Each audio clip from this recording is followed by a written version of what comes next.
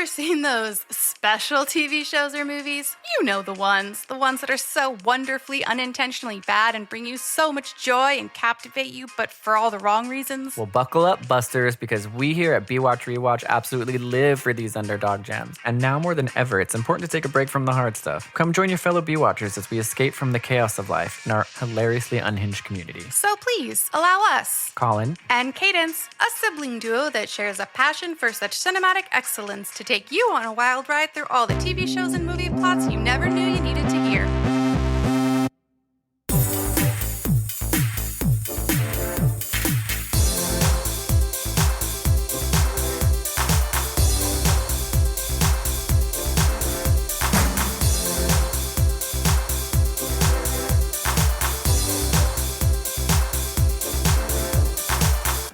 Hello, everybody. It's Colin. Hi, it's Cadence. We have decided to share with you today an M. Night Shyamalan. Or like Kanye West says, M. Night Shyamalan. Shyamalan. Old, which I had seen some stuff about it, but I had never actually watched it. It's a fairly new movie. It came out last year, right? No, it came out in I think it came out in 2021, and then it was like delayed a little bit because of the pandemic. Oh. So I think it might have been released in 2022. But like a couple things. I loved Sixth Sense, right? Loved it. Mm-hmm. Oh, loved it. He's just still riding that wave because I don't know if he's made anything. All his movies have gotten so ridiculous. I cannot like really watch an M. Night Shyamalan movie and be like, oh, because like Signs was really good too. Don't get me wrong. Signs was spooky. My issue with Signs is that I loved it until you saw the aliens and one of them turned plaid, and then they have that little thing that comes out of their wrist. Oh, or the fact that they come to Earth that's 70% water and the water's the... Yes! Come on, M. Night. You don't think aliens would freaking research the planet a little bit and be like, okay, guys, we're... and there's like water's like all over the universe. So you think that they'd be like, they would know what it was and be like, we can't go there, dude. It's 75% this stuff that literally kills us if it touches us. Yeah, if we have the technology to travel across the universe at the speed of light, like we can identify water and we're not going to go near it. Yeah, we're not going to do that. Not going to do it. That was my issue. It's like he built that one up so well, and then it was just a letdown. And I love Unbreakable as well. But I did not like Mr. Glass. I was very excited for that sequel, and I did not like it. I did not see Unbreakable. You would like it. It's like it's almost like a take on a superhero, but in a really different feeling. And Bruce Willis is so good in it, and Samuel L. Jackson's so good in it. I know that was one of his good ones, and I also got to give him a little credit. I was maybe one of the few people that liked The Village. I was just gonna say that. I was literally just gonna say everybody hated The Village, but I actually didn't. The problem with The Village, though, is that like halfway through the movie, it's like the climax, like you figure out what's happening. And then the rest of the movie is just her doing exactly what she said she was going to do. I guess I can see that, which is kind of, in a way, what happens in this movie. But his movies are so silly. We talked about it before. I watched Lady in the Water, and that just really, that one just totally, M. Night Shyamalan just became... I couldn't do it anymore. His movies are so silly. You've never seen The Happening, right? You said? No, but I want to so bad. That was the one I suggested we might do instead of this one. I want to see it so bad. It's so weird. We actually just rewatched it recently, and I think it's because it was a riff tracks, like a new riff tracks. And I was like, I remember watching it when it came out, and I remember being like, this is a weird movie. But watching it again, I was like, I hate this movie. This is so bad. It is so bad. I love that YouTuber, Jamie French. I think you've probably seen her. She does so many funny ones, and she did it happening. So I like know kind of about it, and I know everybody like was talking about like, it's the plants. But I don't know. Yeah. M. Night, I think he's just... Yeah, when you make a freaking movie where the enemy is like the wind, but it's like a gentle breeze. And Mark Wahlberg is a science teacher. And the weird science teacher too. I remember like at the beginning scene, he's just like talking about how beautiful that kid's face is, but then it won't be beautiful forever. And you're like, Mark Wahlberg, what's the point you're trying to make here? Like, what's the point you're trying to make here? It's a weird one, but maybe one day we can watch it or do it together if we do like bad. I don't know. I just feel like he really is just writing. I still think he's just writing Sixth Sense wave. And it's just slowly, that wave is piddling out. M. Night Shyamalan. You would think that it would have peeled out a long time ago. You would. After Lady in the Water, you would after Lady in the Water and The Happening, you would think it would have just like... There's no wave left. It's just a still lake. And he's on a paddleboard, like trying really hard to paddle. He's trying so hard in some of his movies. I'm just like, oh, this is so amateur. It feels like sometimes like like a class project. Like a movie you would see in like a film class in high school or something. Did you watch the movie his daughter made on HBO? Well, no, is it the one that I said with the trap because she was in that movie and it was just a movie to promote her singing career. It was with one of the Fanning sisters, Elle Fanning. Oh, no, then I didn't see that one. No. We watched it for Addie's birthday, like back in May. And it was so much like you were like, oh, yeah, she's her father's child. Like it was a very similar setup, very similar feel. But I felt like it had so much more potential. Like she did a very good job executing it for a very, very long time. But it fell into the same trap that her dad always falls into. Like the idea was great. The concept was great. It was executed really, really well for like 90% of the movie. And then the kind of like the reveal and the resolution just like makes no sense. All of a sudden you're just like, okay, all of this unraveled. You know what I mean? And so I was like, but maybe that's a good thing. Maybe she's like only going to get better. The movie The Trap with Josh Hartnett, we were debating between doing that one or this one. It's literally... He made a movie so that he could promote his daughter's singing career because it's a movie about Josh Hartnett taking the trap. Okay. Yeah, the previews. Let me just give you a little bit of a quick synopsis. Josh Hartnett is the main character with his daughter, and Josh Hartnett is like a torturer, murderer, and he like hides bodies and kills people in his fake house or whatever. But but he's also a family man. So he takes his daughter to a concert, and the girl is like Celestia or something. She's the person the daughter's going to see. And of course it's M. Night Shyamalan's daughter. And the whole movie, she sings full concert songs. Like it's a stage and everything. Like they're at a concert venue. It's like a concert movie. Oh yeah. And she's performing, and like, it's so funny because like the movie will go and then she'll be like, oh my gosh, it's my favorite song. And instead of like 30 seconds of it, nope, 6-minute song with choreo. And there's probably 17 songs that are like 6 minutes. And it's just the silliest. But you know what? M. Night Shyamalan, good for you making movies. I've never made a movie. You know what? Good for you. I can't do it. So his daughter's name is Ishana, and The Watchers is the movie that I was talking about. But wasn't The Watchers based off a real story? No. You're thinking of The Watcher on Netflix. Oh, The Watchers was his movie. Oh, about them being stranded in an Irish forest. Okay. Yeah. And it's really, like I'm saying, it has so much potential. Like it's really, really well done for a very large amount of movie, and then it just peels out. But what I was looking up was that maybe it was a different daughter, and it is. So Salika is the pop star in Trap. She wrote and performed the 14 original songs for the film. I told you I was close. And she sings all 14, you guys. If you want to hear all 14. Front to back. Front to back. Beginning to end. And like you're sitting there and you're like, oh my God, I'm watching a full concert and then a movie in between. Just sort of shoved in the like a little. And the movie is really weird. That's so funny. I remember seeing the previews for that and being like, oh, Josh Hartnett's back. And being like, pleasantly surprised about it, but I did not realize his daughter was in it. Did not realize she was the performer, and that it was and a that lot she of it was sang centered 14 around full songs, 14 full length songs. Anyway, we love M. Night. We love his movies. Are so bad they're good sometimes, but sometimes they're just so bad they're bad. And I did root for him for a very long time. Like I'm one of those people that if someone gets a lot of hate, and I feel like they're just getting hate for no reason, I'll be like, come on, it's not that bad. And I really did. Like with The Village and stuff, like I was like, it's not as bad as everyone's making it out to be. But then at a certain point, it did become bad. It just Lady in the Water. Lady in the Water, literally to this day, I telling you, I think it's probably one of the worst movies I've ever seen. It's so bad. It's so bad. It doesn't make any sense. Anyway, so without further ado, we're going to bring you Old.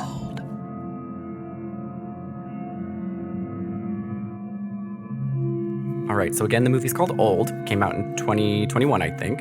And the premise is fairly simple, you guys. We have a group of strangers going to a beautiful island location, but they get invited to a special little beach on that island. And when they go to the beach, all kinds of shenanigans starts happening. So we've got that classic like group of strangers, secret beach, shenanigans, I would love some answers when we walk through this, okay? Because I probably won't get have them, a lot of questions about this. M. Night, he tried to go for this whole, like, he's just trying a whole new time, space, emotion, whatever. And I have a lot of questions about all of that. I have a lot of questions about how time works after this. Okay, so we start the movie off, and we're going to introduce the characters as they come in the movie. But just to start the movie off, we have our main family, right? It's Guy and Priska and their two children, Maddox and Trent. And Trent is like maybe what? I think he's 6, and she's supposed to be 11. They're in the car, and they're just headed to the most beautiful. I mean, the place they filmed it was like gorgeous. And they're just going to have a little family vacation, but you can tell that there's a little bit of tension between Guy and Priska. You know, she's a boss mom. She's on their phone the whole time, click-clacking away. And you can tell he's a little worrywart because he works for insurance companies. Yes. And he calculates, like, accidents. The whole time I was like, what are you? He's like, you have 97% chance. There's 250,000 furniture-related injuries in the United States per year. 25% of those, coffee table injuries. But I do want to say something. He's the cutest little guy. Love him. Gael Garcia Bernal. I've never seen him in anything else, but I think he's just little guy. I want to stick him in my pocket. But he's so I want to handsome. say that he dated like Natalie Portman for a little while, if I'm remembering I would correctly. love to date Natalie Portman. She's my favorite. She's divorced now, so I can swoop in. She probably listens to this. Natalie, if you're listening. I bet she does. If you're listening, I'll make you my Queen Amidala. It makes it very clear from the get that he's a worrywart, and you're like, okay, so he's got to learn a lesson because he's trying to control everything. I get it. The other thing is, for the beginning of the movie, you think, oh, they're a perfect happy family. They're riding in a car together. They're singing. They're going on vacay. Looks can be deceiving. And then when the two parents, Priska and Guy, get into a room alone, they start fighting, and they spell that out very clearly. She's like, we were on a course to separate. Let's get through this, Guy. Compartmentalize. It's only for 3 days. You're always thinking about the future. It makes me feel not seen. You're always thinking about the past. You work in a goddamn museum. we were on the path to a separation. I know that the talking is so weird. I just want to say before we get to that part, because the only thing we have to say is right when they arrive to this hotel, they get greeted with drinks. They're like, hello, this girl. And the woman who serves them their drinks, 2 problems with her. A, she just looks a little sus to me, right? And B, she's a food service worker and she's wearing stilettos. No. That's not realistic at all. That's the most unrealistic part of this whole movie. She'd be wearing comfy sneakers. Slip proof, because she's wearing the highest stilettos serving a tray of drinks. I'd be like, nah, girl, that's not how food service works. Oh my gosh, your feet would be dead. Could you imagine? They would be dead. Carrying drinks to each person, but that's important for later in the story, that she serves all of them a drink. And right off the bat, you know that this movie's, remember how it's called Old? They really try to, look how big you guys are getting. You guys are growing so big. And I'm like, this bitch doesn't even know this family. What are you talking about? Yes. She doesn't know these kids. There's so many things that people say that are just like, You have such a beautiful voice. I can't wait to hear it when you're older. How old does a child have to be to do scuba diving? I don't know, Trent. I think you're a bit too young. You're a baby. You said 5 minutes. Technically, it's been way more than 5 minutes. Are we close? Stop wishing away this moment. so clearly exposition that you're just like, this is not even realistic. This is not even how people speak to each other at all. Nothing about it. It feels natural. And so right off the bat, their little kid, Trent, who is, again, he's 6 years old. He meets the manager of the hotel. His name is like Idlib or something like that, I think. Yes, Idlib. And Idlib's just this sad little guy that sees people come and go all the time. You can tell that he is growing up in this little hotel. I don't have friends. I'm your friend. You'll leave. My mom might let me FaceTime you. Then we can be friends. You can come over to my house and make up stories. Then we can go to the same college together and become neighbors with mortgages. Cool. Him and Trent become friends. And then that's when we meet Priska and Guy in the hotel room giving a lot of exposition and fighting like normal couples do. We were going to separate, but now we are not going to separate. But I still wonder if we won't separate. No, we are going to, but I have a tumor. Well, that's just crappy. We won't tell the kids. It is a very like vague. She's like, the doctor said it was nothing we could do about this. Like, they don't tell you exactly what's happening yet, just that she found out she has some kind of illness And because they were going to separate before, like, don't let the illness derail it. They're still going to separate. But yes, let's not talk to the kids. Meanwhile, the kids are in the other room listening to them fight. In the other room, and they're yelling their voice. But the funny thing is they're yelling. They're like, the fighting doesn't match the words that are coming out of their mouth. You would think if a conversation, like when you fight, you yell. But it's just like they're really loud talking about a very calm subject. So it's like, there's no need to do that. Your kids are right in the other room, you guys. Yeah, they're kind of just showing a big hotel room. So it's not like they're like you could easily have gone out to the beach and then talked about this. But the kids are kind of used to it, you can tell. And there's another small little detail that'll come up later.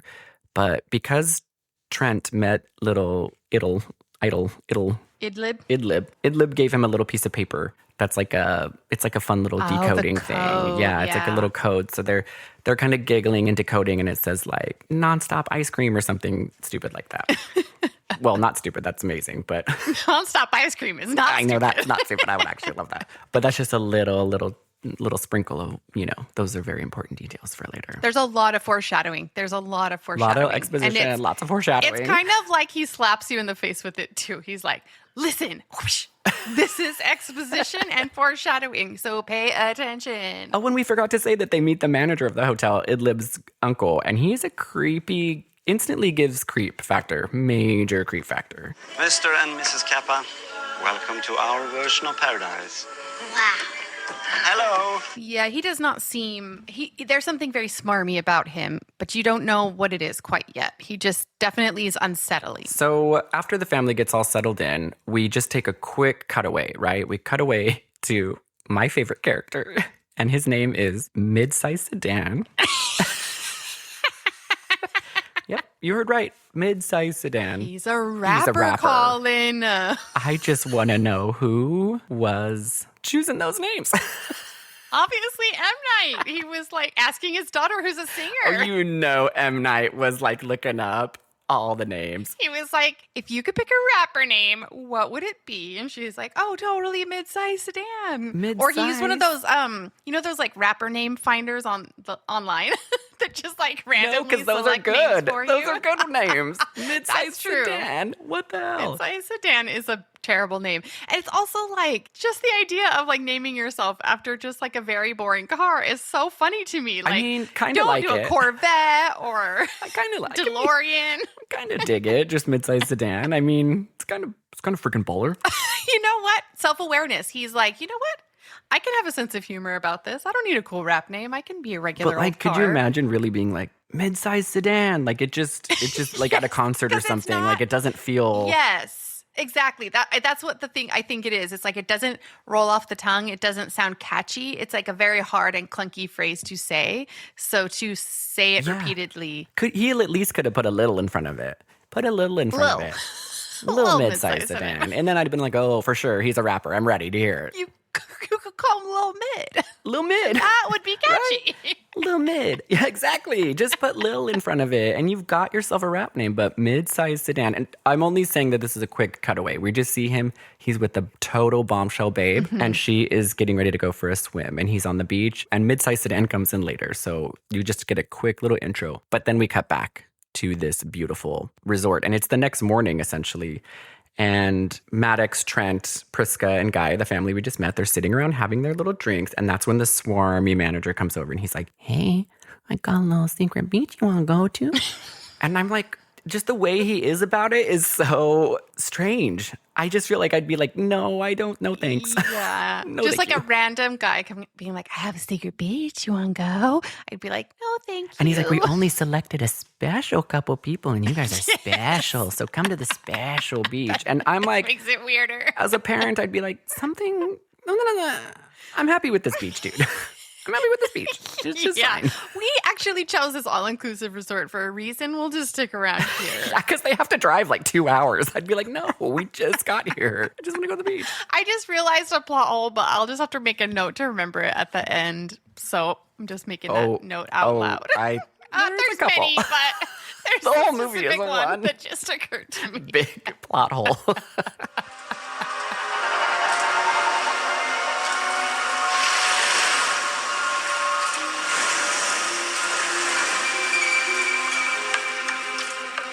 Anyway, at breakfast, there's another family sitting there.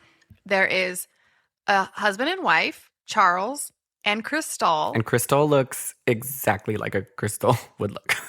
She's a Crystal, Colin. Oh, Crystal. Oh, duh. Then she even looks more like a Crystal would look. She's very she's like influencer. Yeah, the tan babe, like blonde hair, lots of makeup. Long hair, yes. Yeah, and her husband's Charles, who's a little bit older, but we learned that he's a surgeon. Mm-hmm. And they're also with they've brought his mother along, Agnes. So Agnes is there. And then again, they have a little daughter, Kara, who's about 5. And did you notice that Crystal is so gross with her daughter? Her daughter's 5, and she's like, sit up straight. Boys are not going to like you if you don't sit up straight. And I'm like, your daughter is 5, Crystal. Yes. Chill it, dial it back, girl. And then this is another slap in the face, foreshadowing moment.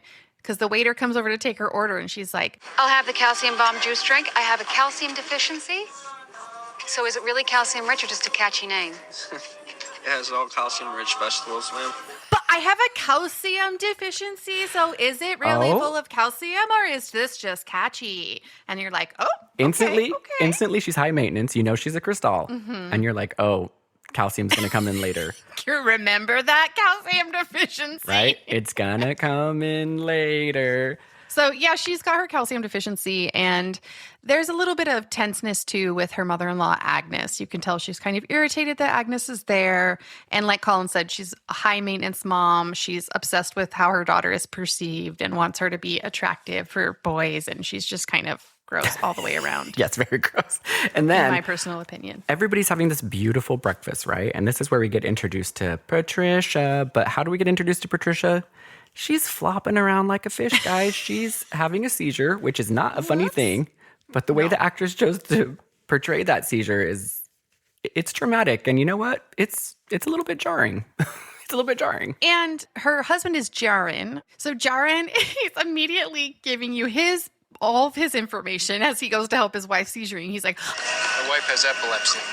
I'm a nurse. My name is Jared. I went to school for 4 years. I have a bachelor's in nursing. But because Charles is a surgeon and sees it, he walks over there, and then we have a little bit of a feud between the nurse and the doctor. Ego play.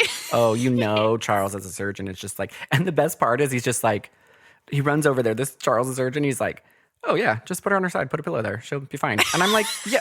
Oh, thanks, doctor. We're going to do exactly that already. Like, of course, like he just says to do the most basic thing. Put a pillow around her. Living with his wife with seizures forever, and somehow the doctor just immediately knows what she needs. Also, of course she needs a pillow under her head. She's flopping around on the sidewalk. Like, of course that's the first thing you would do. Just protect her. Yes, protect her head. I don't know. You didn't watch Lost like I did, but I loved it. Anyway, the thing that I always have beef with in movies is like when there's a doctor, he knows doctors specialize. You learn especially about one thing. Like, yes, you go to medical school, but then you do one thing. Like on Lost, Jack is a spinal surgeon. And somehow he also knows everything about obstetrics and gynecology. And he knows everything about bones. I think you have an approximate knowledge of many things as a doctor. That's medical school. Maybe. But I agree with you. If you are a specialist. They somehow know all the things all the time. I know, because he's like a heart surgeon or something. And I think doctors just want to let everyone know they're doctors. That's just all. They're also very egoic. So they have a God complex. You're right about that. So now we've met like our little group of characters, but we're going to leave Patricia and Jaron just back. You know, she had a seizure. She's got to lay on a pillow and rest there in the middle of the breakfast nook. In the middle of the restaurant. And the manager like tells Idlib, he's like, shh, don't come out here. Don't come out here. Like nothing's happening. Don't worry about it. Just go back inside. And I was just like, that was a weird relationship. I thought it was his kid, but it's his uncle. Yeah. But like, why is he? Yeah, it was weird. And he's really young too. Like Idlib's like got to be the same age as Trent. He's like 6. So like, why is he just living that sweet life of Zach and Cody with his uncle? And this like, it really was. But you know that Idlib's seen some shit, you guys. It's in his eyes. Oh, yes. You can see it. He's seen some shit. He's been at that hotel a while and he knows something is going on, but he doesn't know quite what it is. But then they play that game. He plays that game with Trent. It's like the like question game, like the exposition game. Well, okay. Yeah, I did want to mention that. I love how M. Night, wonderful writer, right? If you really want exposition, one of the characters, Trent, he walks around and just asks everybody what their name and occupation is. Hi, I'm Trent. This is Idlib. What are your names and what do you do for a living? just to really clarify. So he'll walk up and be like, hi, I'm Trent. What's your name and occupation? And it's supposed to be this like little quirk, but also a way to like really help you understand where everybody's going. But they're playing that game, like the truth game. And it's like, Truth-telling game. Go. I can't do a push-up. Go. I don't have friends. I don't have any friends. And I was like, oh, well. Okay, way to make the game not fun anymore. Brought the whole vibe down. The whole vibe. That's what I mean. He's seen some shit. Yeah. But they're all going to go to this secret beach because Idlib's little manager uncle has been slinking around, promising a select group of people that they can go to this beach. They're in the car. They get in the van, and this is where we get our M. Night Shyamalan little cameo, right? Because he's in every movie. He's the bus driver. Yeah, and I was like, he really pulled out all the stops for himself on this one. Because normally he just has like a little cameo part. Oh, but no, he's talking, giving more exposition. Well, actually, I love it because he's like, is everybody ready? Did everybody get all their water and sunscreen? And did everybody leave their passports locked up in their room? Because I don't want anybody losing anything. And I'm like, that is the weirdest thing for a bus driver to say. Like, I would feel something was off. Did everybody leave their safe passwords with me so I could access them in case of an emergency? Because it's it'll come into play later. But I'm like, what bus driver is like, did you leave your passports in the safe and that you didn't bring them to the beach? I don't want you guys to lose anything. Like, so natural. So natural. That feels like identity theft in a nutshell right there. I know. After some guys like, go to a special beach, I chose you specifically. Don't forget to leave your passports in your hotel room for like, no reason. I know, and he says it like really casually, like, did you get water, sunscreen, and leave all your passports in the safe in the hotel and not bring them with you because I don't want you to lose anything? And I'm like, oh, okay, casual. Cash, M. Night, cash. I would have just been like, I actually don't feel good. My tummy hurts. I think I want to get off the bus. I think I'm going to go check my passport. Everybody runs off, gets it. Like, who would bring their passport to the beach? Like, who's going to do that anyway? Like, that's not even going to... That's absolutely true. Like, who's carrying it around? I was thinking, too, like, what if people just refuse... Like, what if they do just be like, no, we don't want to go? Like, I don't know. Or if they did take their passports with them, and it would cause problems, as we learn later on. Could you help us carry some of these bags, please? We've got an elderly person here and a child. I'm sorry, I gotta get back, but it's not far. Just walk down. You'll see a beautiful slot canyon. Walk through that in a few minutes. You'll be there. Enjoy, everybody. Charles, the surgeon, and Cristal, and Agnes and their daughter, Cara, they also join them. So we've got the two families of four. And the first family, like Priska and everybody, they're kind of annoyed, but they're like, you know what? He told us it was a secret beach just for us. Yeah, they're like, we thought that we were the only ones that were special, but I guess that's not the case. I guess he lies to everybody. That's so weird because he seems so honest. He seems like such an honest guy, like slinking a around. liar at all. Slinking around, telling everybody to go to the secret beach. And then M. Night drops him off. And he's got a shitload of food to give him. And a huge basket. Humongous picnic basket. Yes. And they've got all these things. Wooden chairs. Yes, they've umbrellas. Everybody's carrying something. They're not like lightweight aluminum chairs that you can take with you places. No, full oak chairs. They took them from outside of the resort. So it's like a big wooden umbrella, big wooden chairs, full fabric, like the whole, they are so shebang. Elaborate. You know what? They're like, it's here, classy. carry this. But then they're like, Charles is like, hey, buddy, can you help us carry all this stuff? We've got an elderly person and kids. And he's like, nope. Actually, no. Just go down the road, through those trees, through that canyon. You'll be at the beach. It's right there. You don't have much to walk. I got to get back, though. Yeah, he's just like, nope. And I'm like, okay, this is all. I think these guys need to start being a little spish of the driver of the bus, right? Because at this point, he has said several things that are red flags, and they have not reacted appropriately to any not at of them. all. And like, you can't help us a little bit. And he also says it's right through there, but they hike for a long time to get to that beach. It's through the jungle. Because he's like, it's not very far, but it seems far, but that's just me. Past the mountains that burn, the rock that looks like a long neck. Like, they're just on a trek. And he tells them, though, he's like, you can call me if you want to get picked up early, but other than that, we'll be here at 5. So he does say, even though I'm leaving and not helping you now, I will be totally available and at your beck and call should you try to reach me later. So I guess they're like, sounds fine. You will have to plan for 2 hours ahead to get me a chance to drive over. So make sure when you want to leave, it's 2 hours because we've been driving a long time. You call me early because we do have to drive. Correct. So they finally make it to this beach. And again, just to give a visual, this beach is through like these rock cliffs. So there's like just cliffs all along the beach. And there's like a tiny little crevasse through it. Yes. And they're getting all set up. And this is where we learn a little bit about everyone's character. Charles, the surgeon, he starts setting up a little umbrella, his giant wooden umbrella. Not a little umbrella. I know, a giant wooden cloth umbrella. umbrella. And he sees Mid-Size Sedan lurking in the back. And I will say, though, there are some racist undertones because they're saying, like, Charles might have some problems with Mid-Size Sedan. However, Mid-Size Sedan is lurking in the shadows. And they were a little surprised to see him because he did not come with the group. And he is sitting in the shadows. He didn't say hi. He didn't say hi. He just sat there lurking, and his nose is bleeding profusely. So, I'd be a little bit suspicious. I'd be like, at least like, hey, dude, how are you? Like, how'd you get here? We just drove 2 hours. Yeah, I don't think it's like a race thing so much as like I would be so scared if I was like, oh my God, someone's sitting in the crevasse alone. Did you get a special invite? Did the manager give you a special invite? Or are you supposed to be here? He turns into full Karen. Do you have a wristband? Do you have a wristband from the resort? Do you? I paid extra for this. I paid extra. We're special, the manager said. So I think you need to leave. But yeah, he's not really doing much, but Charles goes to set up his umbrella, and when he sees Mid-Size, he's like, you know what? Yeah, I think I want to move more towards the beach. I want to definitely move more towards the beach. And so you're like, oh, he just doesn't want to be near the black guy. But yeah, Mid-Size doesn't say anything this whole time, which is just weird. I'm not sure. Yeah, and he really is lurking in the shadows with his nose bleeding. And you're kind of just like, what's going on, Mid-Size? He's thinking. He's just thinking. He's thinking. It's his thinking spot. Just taking time in the thinking shadows. I love taking time in the thinking shadows.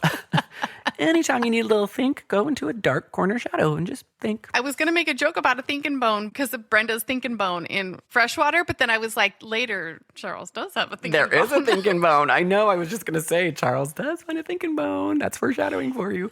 But Maddox, of Trent and Maddox, the brother and sister, she notices right away and she's like freaking out that it's Mid-Size Sedan. Mm-hmm. And I would like to say that she's supposed to be 11 and she knows Mid-Size Sedan, the rapper. Like, come on.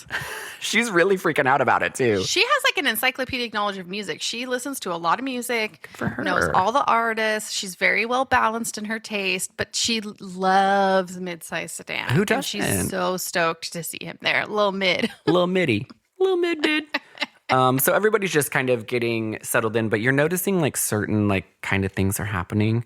Like, some of the kids are getting really, really hungry really, really fast. And I don't know if you remember, but we talked about a big-ass basket of food that they brought with them. Mm-hmm. Keep that in mind. Kids are getting a little bit hungry. They're all hanging out. And then Trent goes off. Trent is the brother of Maddox. They're like the main, probably, the family of four. The two main kids, yeah. He's going off, just hanging out, and he happens to find a dead body in the water. She's just floating in that water. Yeah, I couldn't quite figure out what he was doing either because it's like literally just sitting in some water. In a cave. Within some rocks. He's not swimming. He's not like enjoying the ocean. He's just like in a little cove, just sitting by himself. And he goes, there's no fish. Yeah, it's like, I get it. That's all he says. I mean, Trent, I feel you.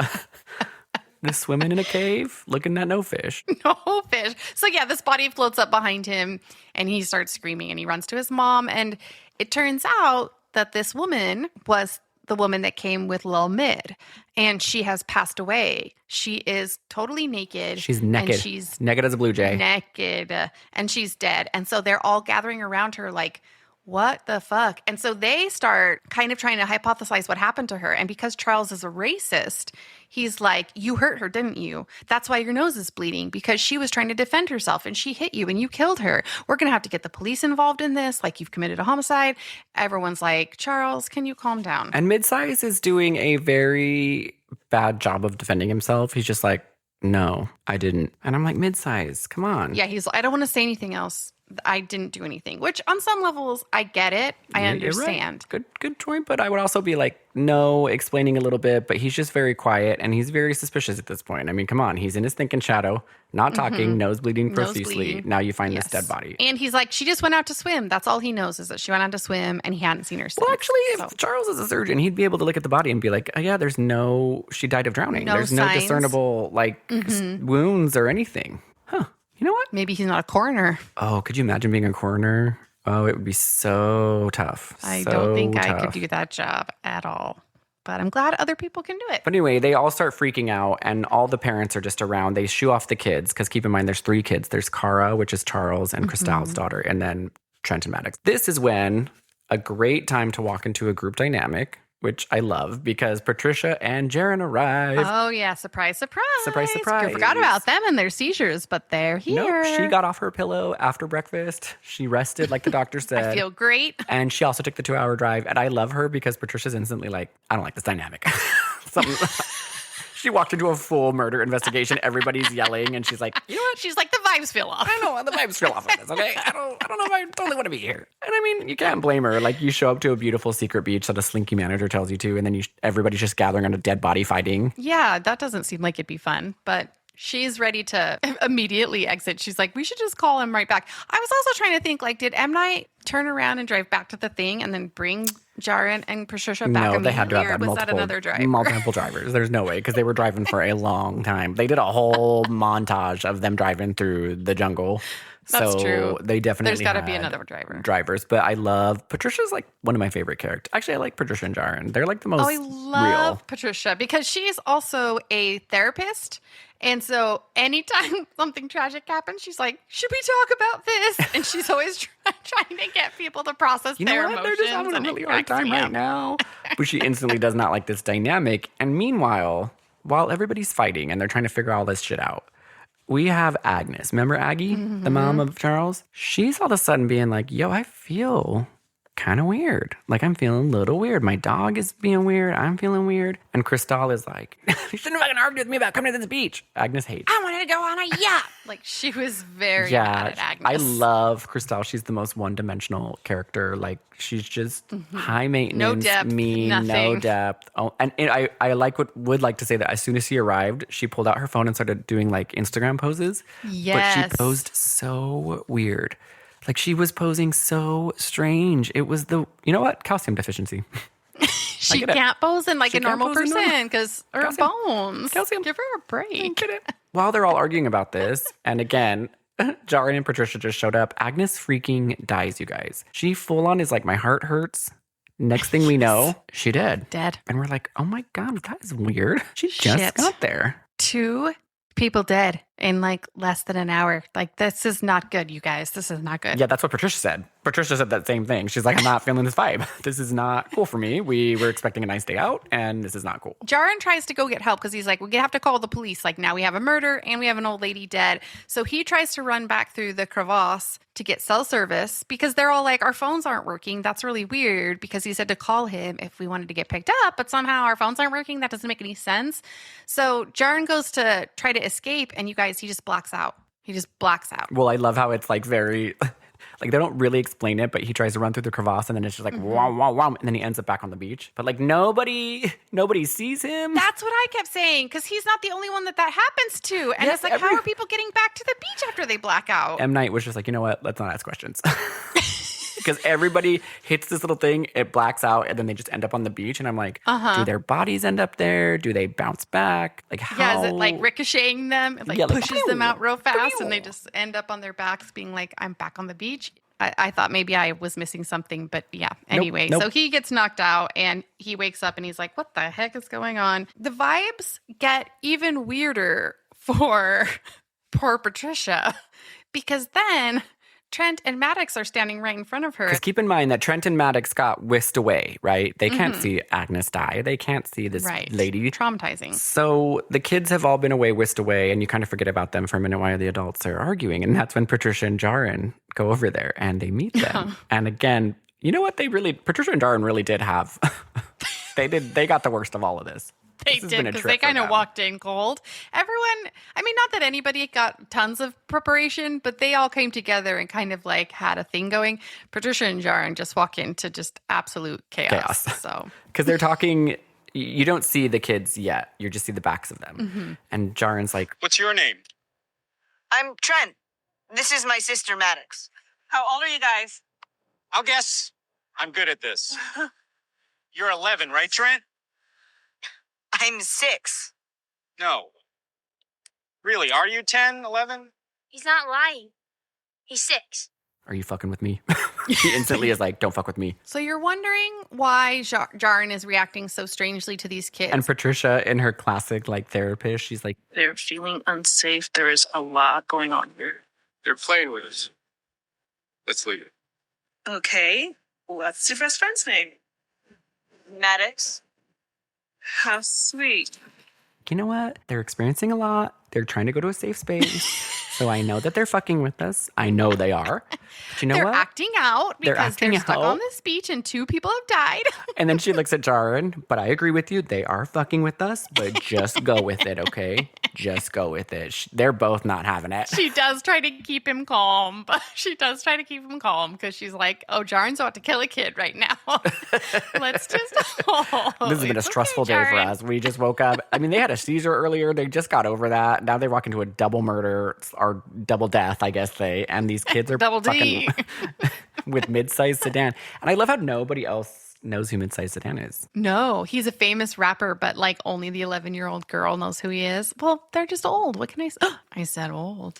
So we are on the halfway point, but things are about to pick up. Just to recap, you guys, we're on this island. I don't even need to recap. You guys got it. It's the easiest. We're on an island. Everybody's getting real old. We keep saying island, but it's beach. But everybody's getting real right. weird. That's We my don't know fault. what's going on, but we kind of do know what's going on. Everyone's getting real old, but we don't know why and we don't care. And everybody's acting ridiculous. So now we're going to give our little intermission and we're going to give some shout outs. Yeah. So today I'm going to read a review from The Meg Is Out. Oh, and the Meg is out. And she left this review that said, never thought I would be into a podcast like this, but the more I listened, the more I couldn't stop. It feels like I am with friends on bad movie nights, came for the stories and stayed for the laughs. Love it. So thank you so much. Thank you. Yeah. And you guys, leave us reviews, comments, whatever. Follow us on Instagram, Rewatch. And then, follow us on Patreon where we're doing Baywatch Nights. Honestly, Baywatch Nights, the reception has been amazing. We've had so much fun. Yes. People on social media are loving it. It's just a good time. We're getting back to our roots. So if you want, it's $5 a month. It's only $5 a month. Oh, sorry. I thought you were going to move on, but go ahead. Okay. Thought I was going to move on. Yeah, it's super fun. And like Colin said, $5 a month, but you get a new episode that's like exclusive to Patreon. So no one else gets that. It's not going on the main feed. Every single week you get a whole nother brand new episode. And it's brilliant. Baywatch Nights is so fun and we're having a great time. So even if you don't think you would like Baywatch Nights, I promise you that you will. I promise. Enjoy the series. Yeah, so check it out. Leave us a comment. Maybe next episode we'll read one out for you. Oh, you can leave us a comment on Instagram. You can reach out if you really want to make us so happy. Apple Podcasts, give us 5-star, give us a review. Yeah, we'll definitely start reading those out. But any way that you can communicate with us and just show us a little love, we love it. And anyway, back to this really amazing, well done, clear movie. Good movie. So while Jaren and Patricia are having this great conversation with these 2 freaking weirdos, could you imagine though if the kids really were just fucking with them? I would love that. That would have been a funny joke. They're really just a funny little joke. And Priska comes over and she's like, have you guys seen my kids? And I love how she doesn't even look. There's only a select amount of people at this beach, right? And by this time, they already know each other. She's not like, who are these 2 kids? She doesn't even look at the 2 kids that are talking to Patricia and Jaren. She just instantly ignores them and looks at Patricia and Jaren. She's just like, have you seen my kids? And they're like, Is everyone trying to play a joke on us? all right, time out, Busters. Are you fucking with us too? Is the mom in on it too? This is a joke for the whole family because we don't like it. This is a fun thing you guys do. You just gotta go around and pretend you're different ages and mess with people's minds. Because they're like, these are your kids, right? And then they turn around and that's when we see the kids for the first time from the front. They've grown. They've gotten older. The daughter's like, Mom, why are you looking at us like that? And the mom is like, what the hell F is happening? And as a viewer, we're like, what the F? Actually, we're not. We're not really invested. We actually didn't really care at this point. We had no feelings about it. But now we're starting to be like, okay, we get it. The beach is somehow making these people older. And this is where I have a lot of questions that come in. We'll get there later, but the kids have grown a lot and none of the adults have grown at all. Agnes died, yes, but none of the adults have aged a second or a minute, but the kids are full on growing and to support the amount of mass that you'd be putting on as a child growing into a teenager, you would have to eat 7,000 pounds of food. And I know that they brought a lot of food, but it was only one little basket. It was a big picnic basket. It was just solid protein bars. They're like, why did the hotel give us 7,000 pounds of high protein? It's a meal ready kit, those like the army kits. MREs. Yes. They're 5,000 calories in each little packet. Because the kids are also really hungry. And this is where things don't start making sense, you guys, because the kids are growing. The adults are not, but they're also not hungry at all. Mm-hmm. But we're seeing that the kids have obviously grown up years. And the kids are why are you looking at us so weird? And I'm like, but you would know. The couple that you were talking to was just like, what's wrong with you? And then you're in a different body. So you look down and see boobs and you're like, oh, this is weird. It's just so strange. They act like, when their mom sees them, they act surprised. Like, why are you looking at us weird? Instead of being like, yo, we look really weird. They would at least know that we're in different bodies, right? Like, that was my take. And also, Maddox grows full into like an 18-year-old, right? The girl who plays her is the girl who played in Jojo Rabbit. Oh, I loved Jojo Rabbit. She does not look middle school age. She's got a fully developed body. That is not how I looked in middle school. And her bathing suit still somehow fits. It's the same bathing suit she was wearing, but it also fits her perfectly as she grows into a full adult woman. You're right. Because I did write down, like, how did she get that bikini? But you're right. It's just like somehow it expands as she's growing. You really thought they brought an extra bikini? Well, I thought like maybe I missed something and in the beach bag or something, one of the parents brought like an extra bathing suit. It's her I really bathing did think suit. that. M. Night didn't think about that. He didn't think about how the size of everything's growing. So instantly you're like, oh boy, we've got some growth happening. This beach, something's going on. It is a special beach. At this point, Charles is also trying to call for help. And so he also goes into the cavern, into the crevasse to try to get signal. Gets bumped out. He also blacks out and gets bounced back out exactly like Yaren before him or Jaren before him and wakes up on the beach. Intense cranial pressure. It's like being deep underwater. So something's starting to happen with Charles is the best way to describe it. Yes, everything's happening weirdly with everybody else. Yes, everybody's like the kids have gotten older, there's been death, but he's also kind of starting to lose it a little bit because he suddenly takes out a pocket knife, which he was traveling with, I guess, for some reason. A doctor traveling with a pocket knife to the beach. Every surgeon travels with a pocket knife just in case they got to do surgery. And he just slashes Little Mid's face. And Little Mid's like, what the hell was that? What's going on with Charles? His brain is not quite... Yeah, Charles, that was really out of nowhere. But Little Mid's little cheek, it heals, guys, instantly because time's passing really quickly. Yep. So his little cheek heals right when it gets sliced, and everybody's like, whoa. We're leaving right now, and we're taking our kids. For some reason, people are blacking out going this way. 3 people have blacked out now. That's ridiculous. No, I saw it, Priska. I saw Jaren black out. So they're all freaking out. We as viewers are like, yeah, this is making everybody, this beach is growing everybody real quick. Real quick. So then they decide, like, we're going to all run out in pairs because for some reason that's going to help. I don't know. Jaren, for some reason, thinks that if you go in pairs. Like, it's not going to zap you back to the beach. Jaren, you've already been through this. Yeah, like you're both blacked out. Why does it help that you're with somebody else? So they all try it. It doesn't work. They immediately get bounced back. They all wake up. All wake up on the beach. Yeah. Patricia, again, bless her heart, she's like, we're experiencing group psychosis. Let's all stand in a circle and talk about why we're here. And I'm like, Patricia. Have a feeling circle. A feeling circle. I mean, that's what they need, honestly. Tensions are high. Tensions are high. Okay! Everyone, gather! Come on! Everyone needs to have a voice here. Are you sure we have time for this? We will make destructive decisions if we don't feel safe with each other. I know we don't have time, but why don't we start with you two? Oh, it was cracking me up. Because they're all like, oh, we can't get off the beach. Like, now we realize we're stuck. And they try to kind of mentally go through all the options. Like, they can't swim out because the tide is way too strong and the waves are crazy. The cliff is way too high. They can't climb it. They keep getting bounced right back out of the crevasse. So they're all like, we must be stuck here. And that's when Patricia's like, no. This is a group psychosis. Like, we all believe this because we're in a high stress situation. And so we all believe something that's not actually true. But in order to process this experience, we should stand in a circle and talk about, she literally says, we should all stand in a circle and talk about why we're here. We're here because we're on vacation, dude. And the slinky manager told us he had a secret beach, dude. That's why we're all here. And now everybody's tripping out, right? Everybody's tripping out. Priska, as they're all standing in their feeling circle, which also the feeling circle provides us with a lot more exposition. Why are you here? We've been having a tough time. We've been going through something. He's under a lot of stress as a doctor. He needed some time away. Everyone does. I'm not unusual in that. Charles, it's okay. I'm not going to say anything else. Good. It's nice to hear from you both. Oh, I love a circle. Yeah, because everybody starts telling that they have all these things. Mm-hmm. Like Mid-Size Sedan is like, I was here with this girl, I picked her up, yo, and she has MS, and I've got hemophilia. Because that's what a feeling circle does. Just opens you up. That's exactly what it does. Opens you up real wide. In the middle of the feeling circle, Priska does not start feeling well. And she collapses. You guys, she has a tumor that is like the size of a baseball.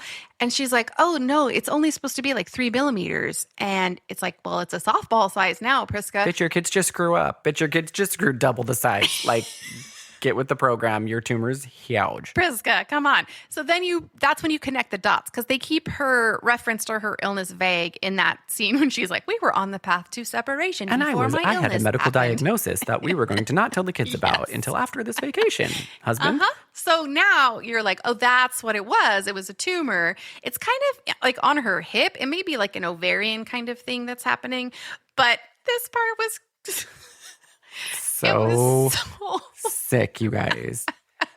They're like, it's not like we can just cut it out. And Jaren's like, actually, I'm a nurse and I think you can cut it out. And everyone's like, are you sure? Does anybody have a pocket knife? Oh, Charles, you do. Charles does. And then this is the sickest part, right? So they lay her down and they try to make an incision, but you guys, it heals right up as quick as day. He cuts it and it immediately heals. So it's like the cut doesn't even stay cut. I'm pretty sure that if you made a gash in your body, like it would take definitely a few weeks to heal. Mm-hmm. It would not heal instantly. But then this is where the time M. Night, he wasn't quite sure how time is calculated in this world. Kids grow really fast. They're hungry, but people don't, but their tumors do. Because somehow your bloody nose lasts indefinitely, but your bloody scar immediately stops bleeding. Immediately. And there's not even a scar. It's just fully healed up.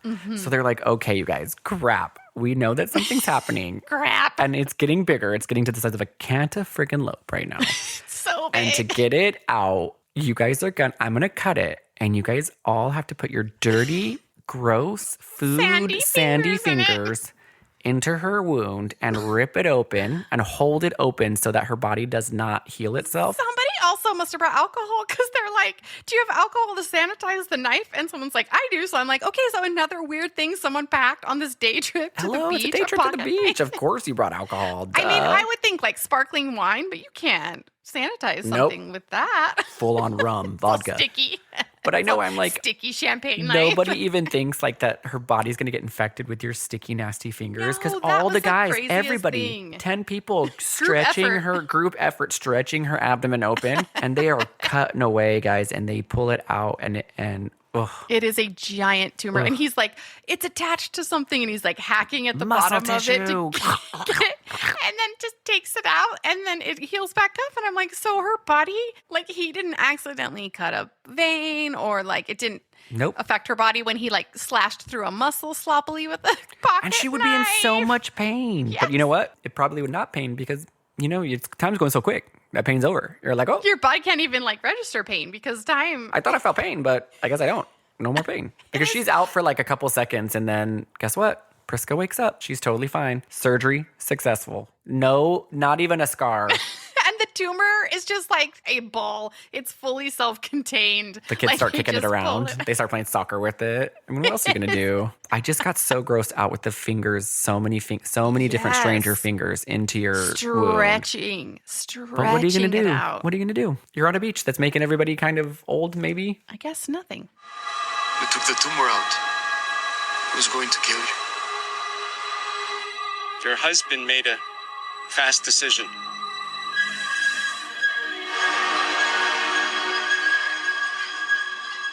So Priska wakes up just fine as day. No repercussions from that at all. No infections, nothing. She's chill as a cucumber. Because time may pass fast, but it doesn't keep you from like getting an infection. So wouldn't you just get like an infection and die immediately because time's passing so fast? Who knows? We're overthinking this. They're having a great time. They've saved her tumor, but they do go back to where Mid-Size Sedan's, the girl he was with, her body, the one that they found earlier. You guys, she is bones. Just bones. Lil Mid's girlfriend is decomposing or is almost fully decomposed. It wasn't his girlfriend. It was a girl he just met who had MS. Oh, well, Well, he talks about how she was diagnosed with MS. Yeah, but they were they hooked up on Instagram. She slipped into his DMs. They were just friends. Oh, I got more of a vibe. Sorry. He says that when he doesn't. He says, I don't have anything to do with that. I must have missed it. But then Priska's like, oh, I work at a museum. And because I work at a museum, I guess I'm around bones. And because I'm around bones, I vaguely know about bones. And bones... bodies decompose at this time. It takes about 7 years in this conditions, and then bones after 30 years. So Priska, because she's a museum curator, that's what she says she does. But I guess that means that she's working with bones. She's curating bones.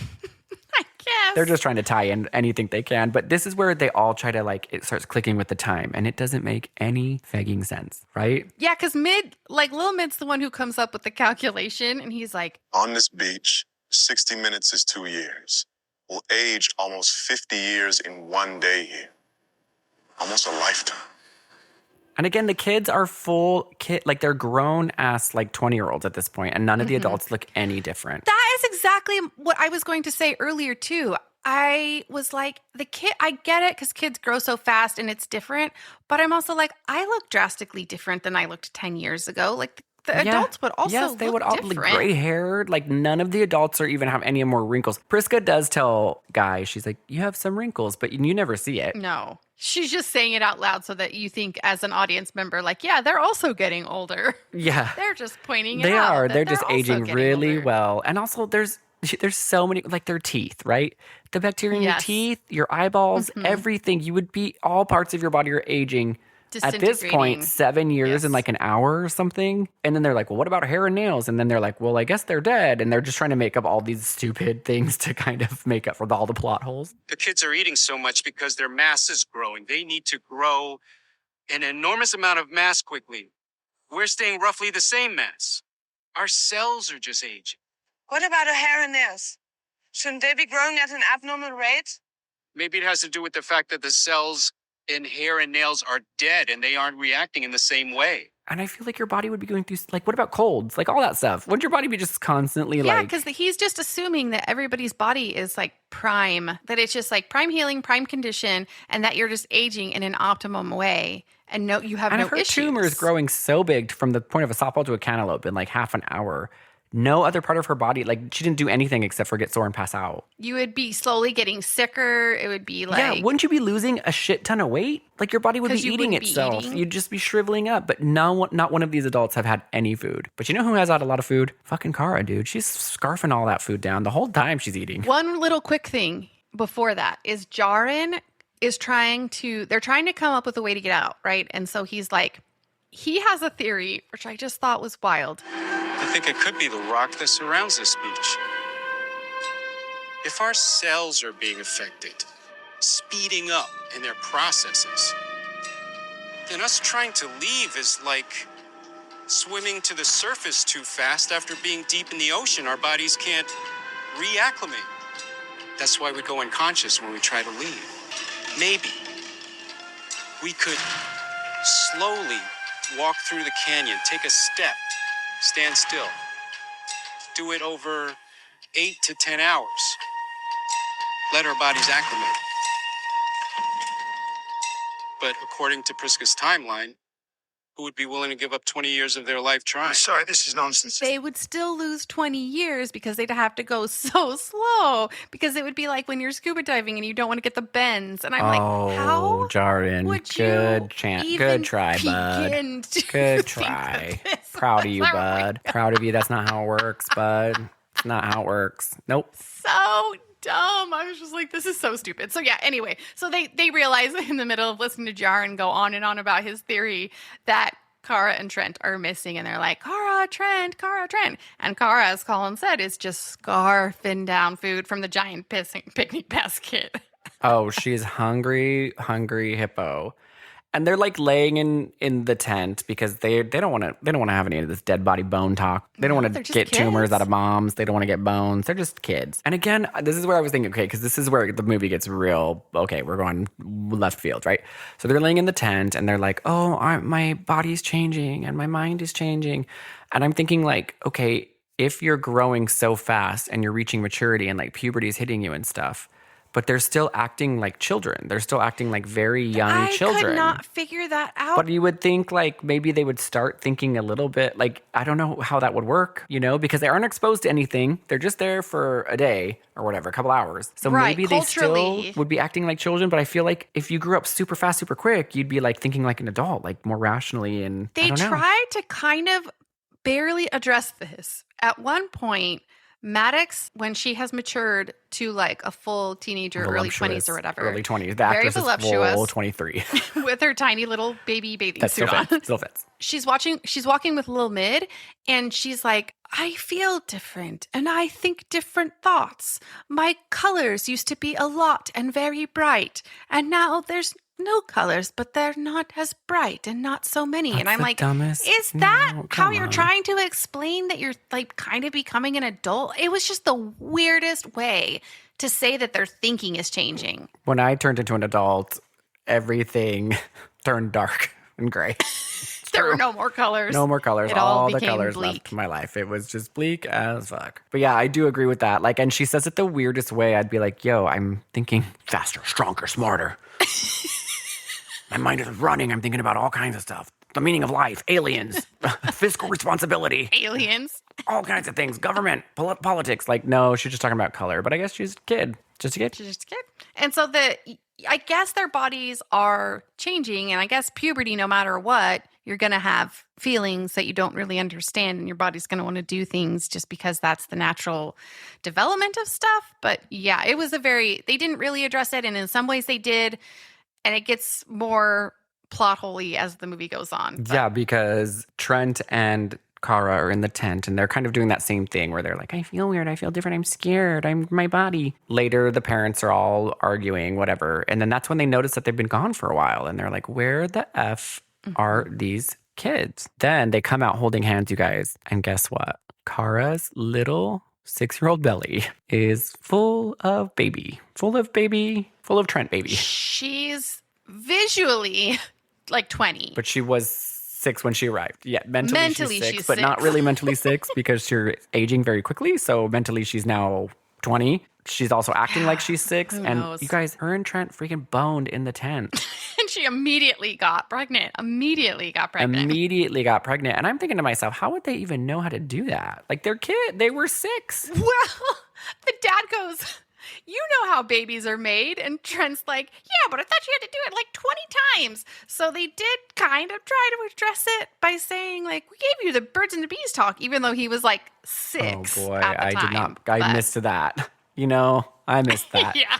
And instantly I'm like, oh, you guys are really going this route. Freaking Kara, the 6-year-old, and Trent had a baby. And Jaren, the nurse, is like... If she walked into the emergency room, I'd say she's about 5 months pregnant. I would say if she walked into my emergency she's 5 room, months pregnant. She's at least 5 months pregnant. And I was like, okay, you're a nurse. We get it. And I love how Kara's excuse. She's just like, I'm just getting fat. No big deal, just getting fat. And I'm like, yeah. That's actually when we see what was in the basket. It was just loads and loads of pasta salad.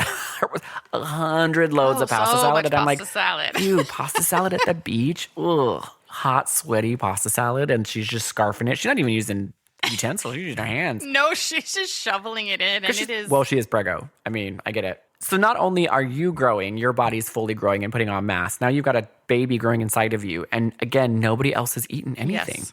Like, she's the only one that's eating. You would need 100 million pounds of food. If it has been years at this point, timeline-wise, yes, like, eat a snack. Yeah. At least. At the Even if you had a whole least. damn basket full of sweaty pasta salad, you would need more than that to survive all this. It's been 7 years, according to their math. Well, it's been 30 minutes is... And you would be 30 starving minutes to and death. It's 5 years, but if you deduct, and it's 3 years. And then if you're in the sun, it's another 2 years. And then if you go up slowly, it's 20 years. And if you get cut...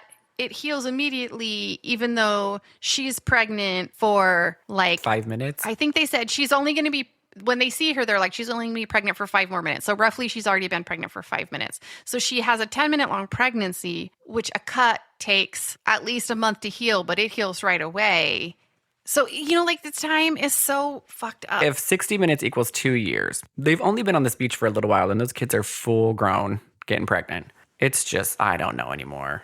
Because he also says about the, you know what? No one knows. I don't think M. Night knew. I don't think anybody knows. I don't think anybody really knows. They're just trying to get you to freak out because they're like, see how fast time is passing? But the point is, the baby dies instantly because I guess it didn't get attention or something. Yeah, so she is starting to have the baby. She's freaking out, and Cristal cannot handle this because Cristal is high maintenance, obviously. So she doesn't support her She's child. like, I cannot be a grandma right now. So I cannot. Well, it would be really traumatic to see your 6-year-old be having a baby in like half a day. It would, but it was also traumatic that the little girl was so scared and her mom was like not around. That was Cristal, come on, get it together. Yeah, so they say that it died from lack of attention, which would essentially be neglect, because they set it down for 1 minute so that they could help the mom. And when they went to go clean it off, it was already dead.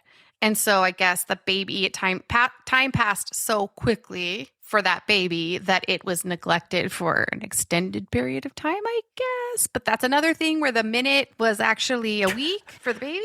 Yeah. I don't know, guys. It's so yeah, you know what? It's just dumb. We got to figure out. We got to stop with the time calculations. We're never going to get there. We really, really do. But Cristal is having a mental breakdown. She's just like, I am going to be a grandma. I'm aging. I hate this. I'm going to go run into a cave. I'm going to go take shelter in that she doesn't want anybody to look there. at her because she's going to be so ugly and gross, right? So then Charles has fully deteriorated. His 6-year-old has had a child. His mom has passed away. Yes, he's already cracking out, right?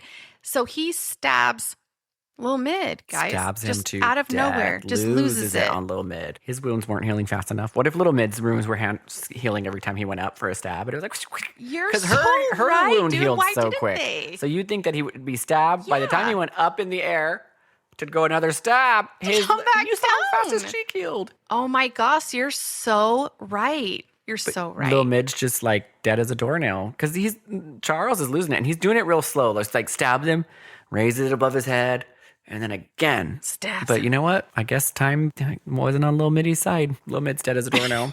No, it wasn't. So this is when we were addressing earlier Charles having a thinking bone because he's deteriorated. He's sitting now in the thinking shade alone. You know what? That's foreshadowing because Lil Mid was in that thinking corner, the thinking shade earlier. And now Charles is in the thinking shade and he's using Lil Mid's dead girlfriend's bones, tapping his little head, thinking. Oh, I thought it was his mom's bones. Oh, it might have been his mom's bones. You know what? Yeah, because he's in there like talking to his mom saying like, you told me I was supposed to help them through this. You told me I was supposed to help them through this. And he's like tapping his head with his thinking bones. And you're like, okay, so Charles has fully lost his marbles. I guess he has like dementia. It's implying that he has like dementia or something, Alzheimer's or something of the sense. No, you find out later he has schizophrenia, violent schizophrenia. Oh my God. I thought it was just that. Okay, I took psychology in college. I know that schizophrenia hits around 30. It does not develop because he was already 60 going into this. It does not develop when you're 75. He was taking medication for it. So he would have been, so the minute, yeah, how does that work with medication? None of these people are taking any medications. If you were taking like a medication this whole time, let's say for like any, yeah, you're right. Everyone's in peak physical condition except they have one little baby thing wrong with each person. But like, could you imagine if you were taking like insulin or like if you were taking any kind of medication, you get to stop, you're going through like violent withdrawals, but it passes so quick. Because it does seem like if years are passing in a day and you are on like any sort of medication that keeps you healthy, it would just immediately, it's so stupid. Anyway, so this is when they have solved the mystery of why they were chosen. They realize, okay, Charles is losing it, so he has some sort of mental illness going on. And they knew that that girl had MS, and they knew that he had hemophilia, and they knew that she had seizures, and they knew that she had a tumor. So they chose us all to come here for some reason. What is that all about? Oh, boy. Huh? Because everybody in the world... Like, why take innocent kids? Yeah, why but take what innocent is kids? Guy's problem? You know, what is Guy's problem? He doesn't have, that's the other thing. He doesn't have one. So it's like people who don't have issues are just kind of lost in the mix. Because they just got kind of sucked up. And also, I'm pretty sure if you found anybody, like if you took a group of 10 people, of anyone, just as random sampling of society in any culture all around the world, everybody's going to have something. They're going to have something. It's just no... That's true. It's just like, no, like everybody's going to have some little thing that's going to kill them right away. Mm-hmm. We always joke, like, back in the day when like hunter-gatherer status, like who would have died really quick because of like things they have. I would have died so quick. I'm blind. I wouldn't have been able to, I wouldn't have made it past 11. I'd have been dead. No, I couldn't see where I was going. I'd fall into a hole real quick. And also, my appendix almost burst, which is just luck of the draw. You would have died. I would have died real quick. Yeah, I think about that too. I'm like, I don't think I would have lasted very long either. Just having like an autoimmune disease, I'd just been like, I think I'm just going to hang out in the cave. Yeah, I would have just been blind. I'd have just been not knowing what's going on. The thing that I also think about a lot, and it's not necessarily the same thing, but kind of, is like how in the olden times, how many people did die from really small things like we don't even think about today.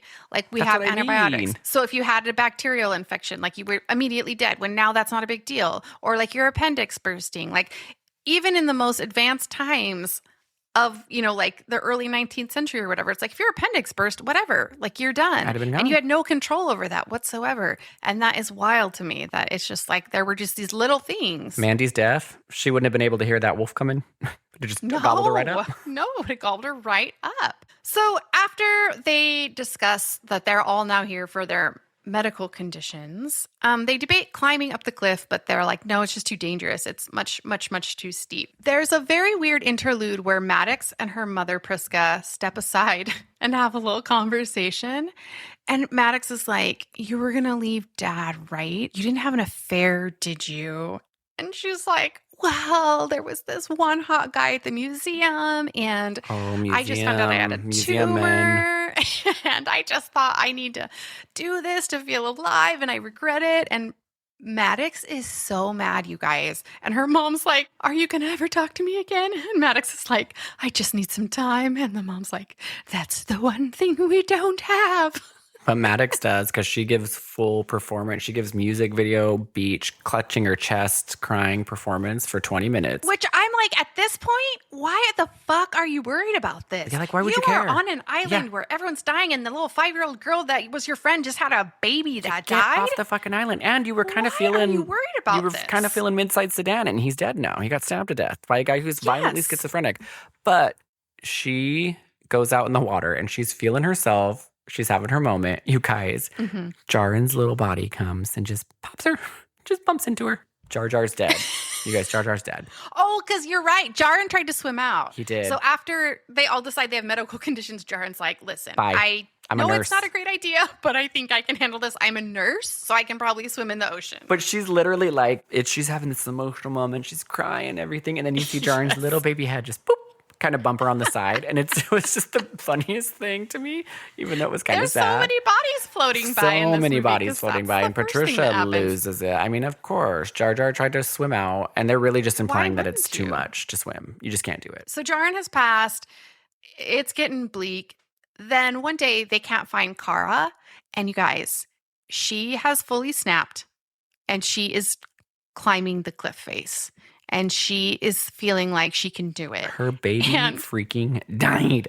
Her baby that she had when she was 6. Yes, you're right. I have compassion for her. So she's climbing up the thing and everybody notices it. And so they all kind of try to be her support group. And they're like, it's fine. You can do it. Just be careful. Like, come back down and be safe, whatever.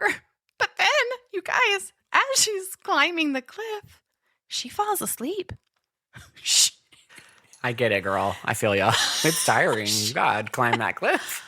I was like, did I miss something? Did she have like narcolepsy? And if nobody's sleeping, that's the other thing. You have to sleep. You've aged 20 years and nobody slept a wink. How does that affect your body? There are another plot hole. More plot holes. I guess you'd be like, sleep for a minute, wake up for a minute, sleep for a minute. Yeah, maybe you're just constantly passing out. Your time is passing so fast. She falls asleep, falls from the cliff, bless her heart. And you guys, if that isn't They're bad, like, wake up! Wake up! Because she's just like, you know what? I'm tired. I got to take a little nap. I get it. Totally get it. I could not tell. I was like, why did she fall asleep? I don't understand why she fell asleep. She's like, did she tired. just get tired? Did she get old really? Like, she wasn't that old. Like, it was just such a weird. Anyway, so she falls asleep and falls off the cliff. And everyone's like, oh God, Kara's dead. And you know what? They're all freaking out, but they don't have time to like mourn her death because Patricia, you guys. She's found some pool noodles. She's found some pool noodles, and she's got a rope, and she's going to get out of there. She's got 3 baby pool noodles tied together, and she's I don't know where those were, but whatever. Yeah, I never saw them. We saw them unload the car. There was never a pool noodle were inside. Not pool noodles. Like, M. Night packed a bunch of pasta salad in a bag, and like they had a bunch of wooden furniture, no pool noodles, but she's ready to go. You know what? I was on Patricia's side. I was like, that's pool noodles. That's a really good idea, you know? Because Jaren just went out there. Jaren was like, I can take this giant surf, but no, take some pool noodles. Patricia was the only sane-minded one, bless her heart. But that seizure got her. Trent and Maddox are like so sad that Kara's dead. They just saw Patricia die. They're next. So they run into the cave and they're just like, we've got to get away from all this. We need some thinking time in the thinking cave, right? Mm-hmm. You guys, Crystal. Remember how I told you she ran into the cave earlier? Because you didn't want anyone to see her because she's ugly? With her veil on? With her veil, she turns into full La Llorona, right? She's like pure La Llorona. She's like, with her veil, like they've got a little flashlight. She's La Llorona and Little Edie from Grey Gardens combined. Like, outfit for the day is this? Because she's got her shawl and she's like draping over her head and she's like wailing in the cave, right? Mm-hmm. And again, they have like a flashlight. Like, who brings a flashlight to the beach? Yes. Where'd that flashlight come from? It doesn't matter. Neither here nor there. Who knows? But they're trapped in the back of Thinking Cave because Thinking Cave doesn't have an exit. You're just in the back. And if you're in the Thinking Cave, you only have one direction, in and out, right? So they see her coming and she's mourning like, where are my kids? Like she's mourning. Yes. You guys, she gets so mad that Trent knocked up her baby Kara. And she's like, Trent, I'm going to get you. Don't look at me. And that she has a hunchback. And she has a hunchback because of her calcium deficiency. But this is the best part. She's so mad that she's like, I'm going to pick up a rock. And she picks up a rock, you guys. And bless Crystal's heart, it slips in and then it hits her shin, cracks her shin in half. I couldn't figure out if she was like, I'm going to drop this rock on my own head and kill myself. Like, I could not figure out why she picked up the rock. No, she was too weak. She has a calcium deficiency. She was trying to throw it at Trent. Why did she pick it up?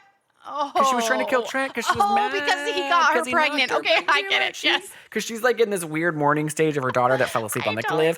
So she picks up a rock to throw at Trent, you guys, and it slips and it hits her shin. Her shin snaps in half, right? But because time is passing so fast, the bone heals really quick in this broken position. The wrong position, yeah. But then I don't know how she kept cracking. She just kept cracking. I get the first time, but you guys, she fully cracks into a little crab. Like her whole body cracks. And Maddox is like, her bones are healing so fast that they're healing in that position. And I'm like, wait, how does she keep cracking? I don't get it. I know. I couldn't figure that out either. I was like, is she hitting the cave walls? And every time she hits, something cracks? Because that's not a calcium deficiency. Like your bones are your bones are hollow. Yeah, your bones are hollow. And even if they did, if your bones healed in the position that they cracked, not on a calcium deficiency, your bones are doing pretty good. That means they're healing. That means they're healing pretty quick. They're healing. Totally basically, right. she turns they into would just stay in pieces. Yes. If you had a calcium deficiency, they would crack and she'd just melt. But no, they heal, and they heal in the way they're cracked. And so she's all contorted, you guys. And this is the scary part. Such a little crab. So she's in the cave. And she's schmeagling. Yeah. It's only lit by the little light. And again, I don't know how she cracks so much. The first crack I get, she dropped the rock on herself. But then she just fully goes into crack central.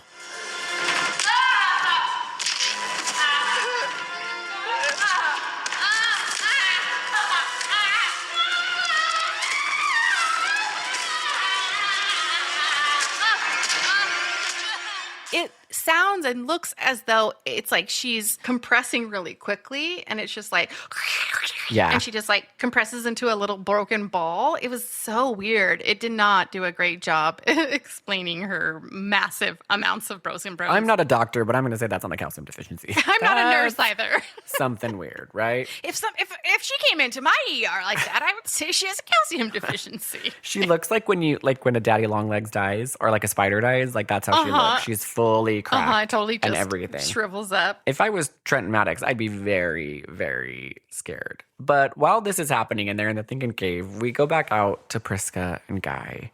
And you guys, Guy hasn't aged a day. He's still so handsome. He's still so small. And Priska also is still so beautiful, right? She's got a little bit of wrinkles on her forehead, but keep in mind, because it's been a full day. Yes. So it's nighttime now. They're in front of a bonfire. Somehow they had things to make a fire.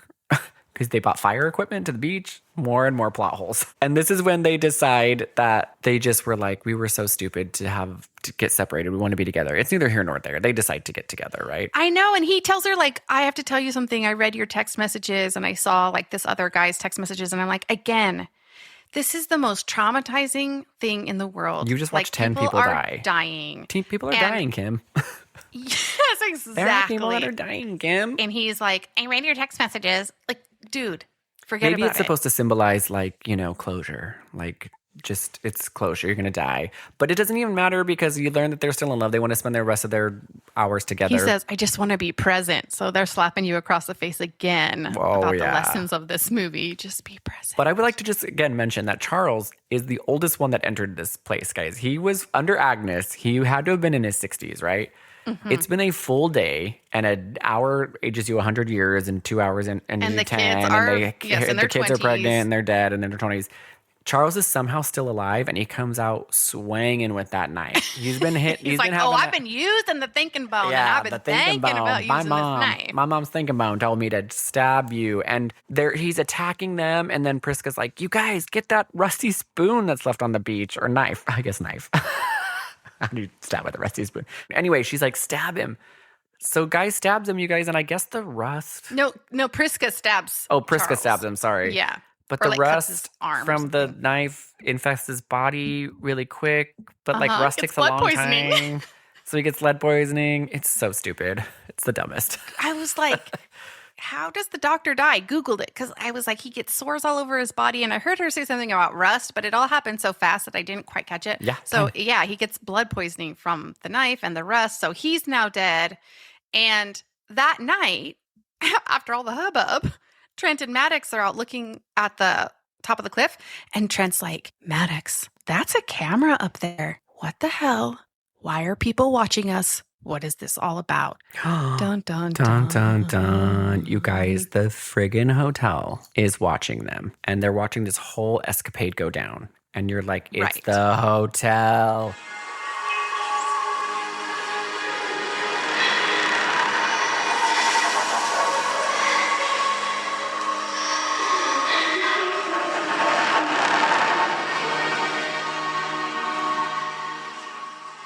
Because you think the movie's about to end right here, but there's still not quite a bit, but enough that you'd be like, oh, that's weird. I didn't see that much being still part of this. So this movie goes on and on and on, and it really does not need to be that long. The parents are like suffering from dementia. They're like, were we fighting about something? No, I don't think we were. And they walk out in the ocean together and die because they are now at this point like 90 years old.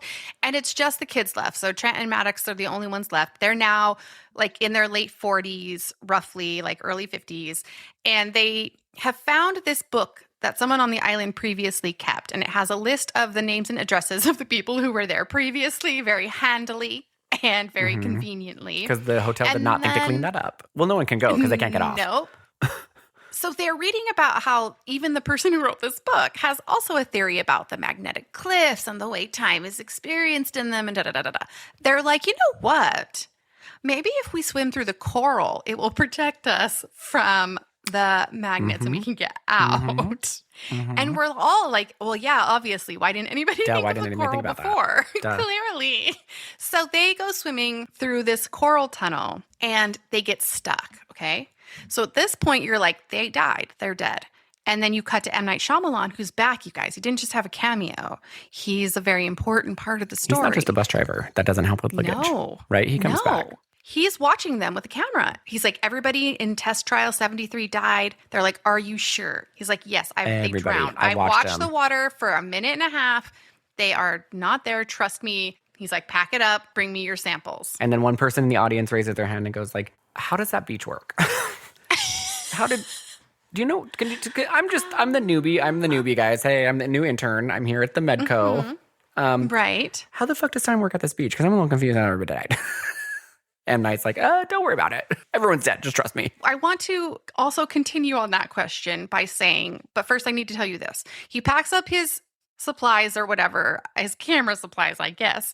And he goes to the place he works, which is this like pharmaceutical lab, I guess. And there's all these scientists and they're making medications. And someone gives a very long explanation about what they're doing. I'll try not to be dramatic. Because of this beach, we have been able to save hundreds of thousands of lives with new medicines. Before we're done, it will be millions. As you know, we do trials and fail constantly, but not today. Tell them, Sidney. One of this cohort was a woman with the epileptic seizures. Her name was Patricia Carmichael. She suffered debilitating seizures her whole life. Nothing could help her. The medicine we gave her when she arrived turned out to be the exact mixture.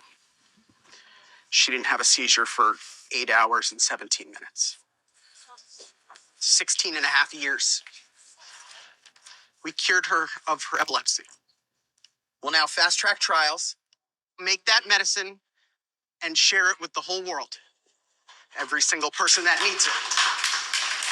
It turns out the seizure medication we gave Patricia worked. Everybody else, not so much, but that's one good thing that came out of it. Dead as doornails. Didn't cure calcium. Didn't cure calcium diseases, guys. Didn't cure calcium deficiencies, which is so funny. That seems like the easiest thing. I know, it feels like you would really be able to create some kind of shake or smoothie or something, but nope, she's dead.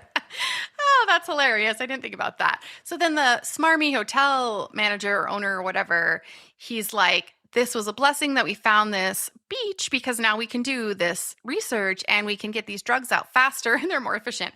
My question, that's piggybacking on how does this island work, is what are they studying? Because the bodies are dying and they can't get them. And how did they find the beach? And then how did they know it's there if you can't get off the beach? How did they get off the beach and know it was there? Who told them? Okay, number one, did you not pay attention to Stiletto Bitch at the beginning? She's giving them all medications for their random diseases so that they can study them. I did get that. But you're right. I don't know how anybody would get on or off or know any. You can't do trial studies like that. You can't do double-blind studies like that. It doesn't work that way. It's like all they're doing is giving someone a test medication, which you could just ask someone, do you want to be part of a trial? And they would say yes. Yeah. I was a rat. I was a rat in Hawaii. I had to pay for college somehow, so I was a rat. Then they took a medication. I was like, yeah, this makes me feel pretty good. It's a very elaborate plan to do a trial on a many medication. People and then dying. They can't study the effects because the dead bodies, they can't retrieve them. And when he says it's a blessing that we found this beach. This is the worst. How did they know they found the beach? This is the worst way to conduct a study. They can't do any studies on how the body's reacting to the medication. The bodies die. As soon as they die, they disintegrate into nothing. Nobody can go retrieve them. Thousands of people are dying. But remember when M. Night said, did you pack your passports in your locker or put your passports in your... Yes. It's like, you guys, apparently if you put your passports in your little safe in the room, they take the passports, get rid of them, and then you just don't exist anymore. Nobody's ever going to come ask for you. They remotely wipe all of your devices. Nobody's ever going to, no other family or nothing. Nobody's ever going to be like, yeah, my entire family went to this resort. and they never came back. And nobody talked about it again. And as well as I don't know, 30 other thousand people, because there's a book of different people who have died on this island, but they're just I love how they just wiped that up with we had their passports, got rid of them. Nobody knows they exist. And we were able to get rid of their whole entire digital footprint on the interwebs. Don't worry anymore. about it. It's Nobody totally will fine. ever ask any questions. I was like, how are you running this entire hotel? So my question at the beginning that I said I would talk to you later, because it occurred to me, is do all of the other guests at this resort have medical needs, or are they running a legit resort? Because it's very nice. But just a little side hustle. And then just picking out the sick people. You know what? I thought the whole resort, they're probably doing all kinds of test studies on everybody. They just got the beach. Because it's fully funded by the pharmaceutical lab. And so that's a very elaborate side hustle to create a whole entire resort. It is, right? And who goes to this beach and is like, hey, it ages you really fast because no one can get out of it. No one can come back. That's what I'm saying. He keeps saying it's a blessing we found it, but who found it? Who found it, and how did you know? Because they would have died. Everyone would have died. Yeah. It doesn't make any sense. It doesn't make any sense. Classic M. Night. And it's like this, the whole spin, just in case you didn't get it, is that they're doing trial studies on medications for people on the beach. They kill hundreds of people cold-bloodedly just to get like one occasional medication that can save thousands. And they try to justify it by being like, we're going to save thousands of people's lives because we found this seizure medication. But like, they're also just killing people nonstop. Yeah, because dude, that one, like, I guarantee you, Patricia would have been like, yeah, I'll try that medication. I didn't even think about that, but you're so right. Just ask people to be in the study. Ask people. Just say, like, there might be a risk, but do you want to try it? You're going to take some drinks, right? And like have doctors around them like a normal study in case anything happens. Just observe them. Just observe them, not from a cliff with a camera while they all die. They want to study the long-term effects of this study. Instead of doing a case study, they need it sped up. It's all about speed. Get that medication pumped out. We need to know what happens to the body. We need to know what happens. But stuff is happening so fast that the results wouldn't be right. Because they also say, they say, we can study it over a lifetime because time passes fast. But then the life of the medication would only be for however few hours the medication can last because they can't make the medication last for the life of a lifetime. The medication would be the first 2 seconds of the beach. So it like wouldn't make any sense. Like unless they're trying to make a one pill cures all. Like it does not make any freaking sense. And then they make an extra point to say that one of the guys at the pharmaceutical lab is like, I told you we should separate the mental illness patients from the regular patients because that guy was a real problem because he was stabbing people. And if you're really going to do a case study, get a lot of people that have the same problem and put them on this beach. Those are drastically different problems, and the severity of each of those things were drastically different. You don't put someone with schizophrenia with someone with calcium deficiency, bud. That's just not how that works. That is wild. And so I was unclear about this whole thing. So anyway, when you cut back to Maddox and Trent coming out of the coral tube, guys, they survived. Yes, they got caught. And yes, you thought they drowned. And yes, M. Night thought they drowned. But then they pop up in this little like vagina opening. Oh my God, the coral vagina opening. What was that? It was a tiny little baby. And it's like weirdly, like it looks like ice, but it's coral on this tropical beach. And there's just one little baby hole that they pop up in, breathe, and then they go back down. And they get out, you guys. They're the only people to ever escape the coral beach. And they get out with the address book of all the other people that were written down. I want to see an old too. But they do actually make it out and they go back to the hotel. And everybody at the hotel is just like, whoa, we don't, what happened? And they get a police officer to come and they're like, here's the book of everybody that's been on the island. Check it. You'll see they're missing. And he's like, you're right, they are. We're arresting everyone in the hotel. And they're like, great. They get on a helicopter and the police officer's like, we called your aunt, Trent. How's she doing? And he's like, how do you think she's doing? She found out her 6-year-old nephew is now 50. And he's like, point taken. I get it. And it's like everything is explained in such a really like dumb, overt, unrealistic way that I'm like, you would have been better off if like it would have ended right when he's like packing up his supplies and he thinks they're dead. Yeah. And then the movie's just sort of mysterious. But then when you get into the whole pharmaceutical lab and the whole hotel being run as a side hustle, everybody getting arrested. And then the kid at the beginning, he sees Trent and he's like, that's why he's seen some shit because he's like, you were 6 years old yesterday. Now you're 52. Yes. My mind is blown. My uncle's sleazy. Yes. It's just bizarre. The whole movie's so fucking stupid. It's so stupid. It was so dumb. He really like wrote himself into a hole. Like once they do the pharmaceutical thing, you're like, we've fully fallen off the rails. There is no more. Plot holes Nothing just keep is holding opening this up. Together. There's 1,000 little it just holes makes popping. You had plot holes on the island and you're like. You keep saying on the island, the beach. Sorry, the beach. They had plot holes on the beach and you're like, okay, but it's mysterious enough that you can suspend your disbelief. Once you get into the pharmaceutical situation, all the plot holes multiply by 1,000 and then you can't even enjoy what has already happened up until that point because you're just like, nope, it's all over. Not that you even did enjoy it because it was so ridiculous. Classic M. Night. M. Night, I appreciate and applaud your efforts, but that was rough, dude. That was real rough. Okay, well. Yeah, I mean, at this point, we're speechless. So hope you enjoyed Old, and we will see you back next week.